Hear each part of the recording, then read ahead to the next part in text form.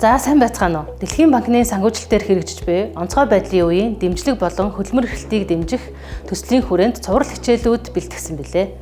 Өнөөдрийн хичээлээр та бүхэнд үндэсний ажил мэргэжил ангиллалын тодорхойлолт ба ажил мэргэжлийн стандарт хоёр хоорондоо юугаараа холбогдож байгааг тухайлах юм бол үндэсний ажил мэргэжил ангиллал тодорхойлолтын ажил мэргэжлийн стандартын хоорондын уялдаа холбооны талаар мэдлэг олж авах. Ажил мэргэжлийн стандартын анхны загварыг хэрхэн яаж гаргаж боловсруулсан тухай. Өнөө хүртэл хичнээн ажил мэргэжлийн стандарт боловсрогдоод байгаа тухай. Ажил мэргэжлийн стандарт боловсруулах аргачлал загварыг анх хэрхэн яаж гаргасан. Өнөөдөр мөрдөгдөж байгаа аргачлал. Ажил мэргэжлийн стандартыг боловсруулсан хичнээн ажил мэргэжил байгаа. Тэдгээрийн жагсаалтыг танилцуулах болно. Хөдөлмөрийн зах зээлийн мэдээллийн системийг боловсронгуй болгох. Ажил зуучлалын мэдээллийг уг системийн бүрэлдэхүүнд оруулан хөгжүүлэх. Үндэсний ажил мэргэжлийн ангиллал тодорхойлолтын нэр, томьёо, кодыг зуучлалын үйл ажиллагаанд хэрэглэдэг болох. Одоогийн хөдөлмөр зуучлалын практик амьдралд түгээмэл хэрэглэгдэж буй ажил мэргэжлийг хянан үзэж боломжилт код өгөх ажлууд үргэлжлэн явж байна. Төслийн хүрээнд Монгол улсын хөдөлмөрийн зах зээлийн мэдээллийн системийг хүртээмжтэй болгох. Чанарыг сайжруулах, мөн түүнчлэн хөдөлмөрийн зах зээлд оролцогч талуудын зүгээс шийдвэр гаргах асуудалд дэмжлэг туслалцаа үзүүлэх ажил хийгдэж байна. Одоогийн байдлаар ажил мэргэжлүүдийн болон тухайн ажлын байрны шаардлага хэрэгцээг тодорхойлсон мэдээлэл хэрэгцээтэй байна.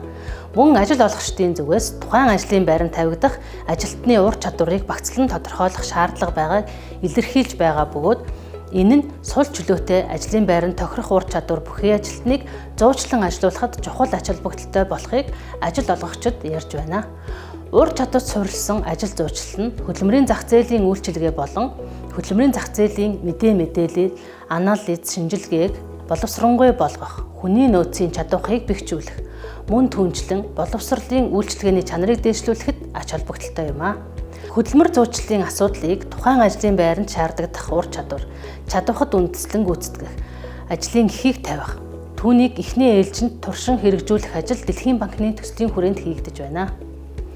Дэлхийн банкнаас хэрэгжүүлж буй онцгой байдлын үеийн дэмжлэг болон хөдөлмөр эрхлэлтийн төслийн 1 ба 3 дугаар бүрэлдэхүүн хэсгийн хүрээнд хөдөлмөрийн зах зээлийн мэдээллийн системийн чанар хүртээмжийг сайжруулах, мөн түүнчлэн уг системийн дахин шинжилэн боловсронгуй болгох, хөдөлмөр нийгмийн хамгааллын яам болон хөдөлмөр халамжийн үйлчилгээний ерөнхий газрын албан хэрэгцээ, түүний дотор ажил зуучлал, ажил мэргэжлийн зөвлөгөө өгөх, хөдөлмөрийн зах зээлийн идэвхтэй бодлогыг хэрэгжүүлэх шаардлагад нийцүүлэх чиглэлээр төслийн баг ажиллаж байна. Мөн түүнчлэн ажлын байранд зуучлахдаа тухайн ажил мэргэжлэр мөн цаашлбал ажлын байранд хөдөлмөр эрхлэхэд шаардлагатай ур чадварыг нь тодорхой болгох явдал чухал байна. Өөрөөр хэлбэл зуучлагдаж буй тухайн ажил мэргэжлийг эзэмшихэд ямар ур чадвар шаарддаг болохыг тодорхойлох шаардлагатай байдаг. Мэдлэг, ур чадвар, чадах болон хандлага гэсэн 3 үзүүлэлтийг нэг багц болгон авч үзэж байна. Үүний тулд тухайн ажил мэргэжлийн ур чадварын багцыг тодорхойлох ажлыг үндэсний түвшинд эхлүүлэхэд Дэлхийн банкны төслийн баг, хөдөлмөр нийгмийн хамгааллын яам болон IT Zone компанитай хамтран ажиллаж байна. Ур чадварын багцыг зуучлалын үйл ажиллагаанд хэрэглэдэг болох. Энэ нь цаашдаа тухайн ажил мэргэжил, тухайн ажлын байранд шаардлагатай байдаг. Эзэмшил зохих ур чадваруудыг батлагдсан ажил мэргэжлийн стандарт лавлахад тулгуурлан, боловсруулан гаргах. Тэдгээрийг нэгдсэн мэдээллийн санд оруулах. Түгээмэл зуучлагдаж буй ажил мэргэжилд шаардагдах ур чадварыг нэн тэргүүнд байршуулах ажлыг туршилтаар хэрэгжүүлэх ажлыг эхлүүлээд байна.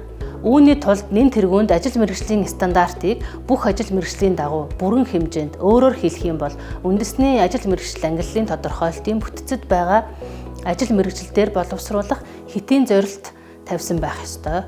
Учир нь ажил мэргэжлийн стандарт нь хөдөлмөр болон мэргэжлийн сургалтын салбарт асар их ач холбогдолтой юм. Тухайлбал ажил мэргэжлийн стандартыг дараах чиглэлээр хэрэглэж болно.